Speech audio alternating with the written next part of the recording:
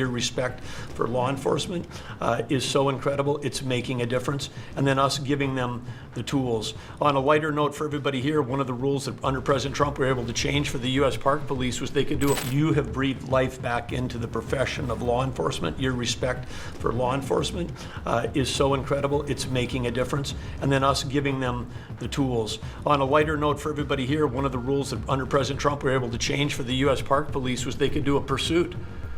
I was shocked to find out when we were talking to them, like, oh, you pull somebody over and they just drive away and you can't pursue them? I mean, like, and they said, no, we can't. They said, all rules. We got that rule changed in 24 hours because of President Trump's leadership. The next night, they had so much fun. They pulled people over. They started to take off. They chased them. They stopped them. And then the bad guys, some of these were in cars that had stolen plates. So they take the plate off. They steal them off somebody else's car. They know it. The plate doesn't match. They know they're doing this thing. The bad guys in the car said, What, you're not supposed to chase us. Like, you're breaking the rules. The bad guys are telling us, no, we're back in action. So it's like, and so the morale is high. They all wanted to say thank you to you. Yesterday you announced increasing the number of U.S. Park Police that we're going to hire. This is the group that protects not only our sacred monuments of democracy here, but also the Statue of Liberty and the Golden Gate. This is a great group, but on behalf of all law enforcement, we say thank you. And as Chris Wright was talking about electricity, I want to close with that. We've solved amazing things in 7 months, but the big challenge we have against the remaining is, solving Iran's nuclear thing, that was an existential threat. China beating us in the AI arms race, that's an existential threat. We finally have a president who talks about it. You talked about it in your opening remarks. You've signed executive orders. You understand that essentially we used to say hundreds of years ago, people started saying that knowledge is power. But now, for the first time in history, we can take electricity and we can convert it into intelligence. So it's flipped. It's no longer knowledge is power. Power is also knowledge. And while we're ahead on the technology, we're way behind China on the amount of electricity they're bringing online.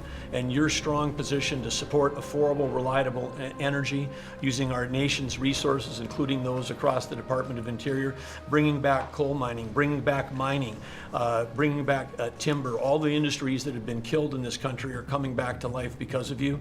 And with your leadership, we have a chance to not only win the AI arms race, but actually dominate it the way we're dominating in other things. So thank you, Mr. President. Thank you very much. And we're leading that race right now by a lot. And we're going to keep the electricity coming. You know, in China, they do it very quickly. They have one person that says, do it, and that's it.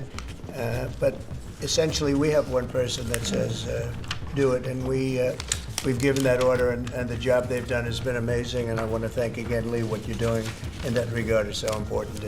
And the rapidity, just as fast as them, because it's a question of a week versus a day, and that's not going to make the difference. But you've done fantastically, and Doug and Chris, amazing job.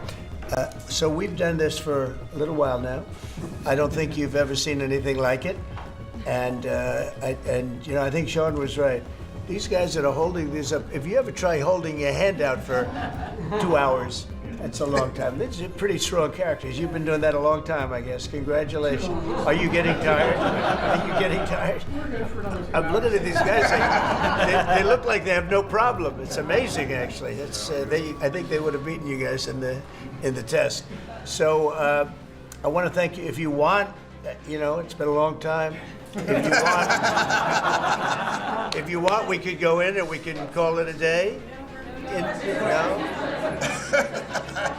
And feel free then to ask some of the questions here. Look, I believe in very open, you know, we want to be open, above board. We want to be honest with the media. I wish the media was totally honest with us, but I think they're getting better, to be honest with you. And so we'll see. But if you want to take a few questions, you really want to do. On a serious note, when it comes to Fed Governor Lisa Cook, her lawyer has said that they're going to be filing a lawsuit challenging this legal action. What is your response? Are you prepared for a legal fight? And then a little bit more. Oh, sure, always. You always have legal fights. Look, I had a legal fight that went on for years with crooked people, with very horrible people, people that have been found out now between John Ratcliffe and Tulsi and Pam, and I mean, the things that we found out, of course. It's a very, very sad group of people.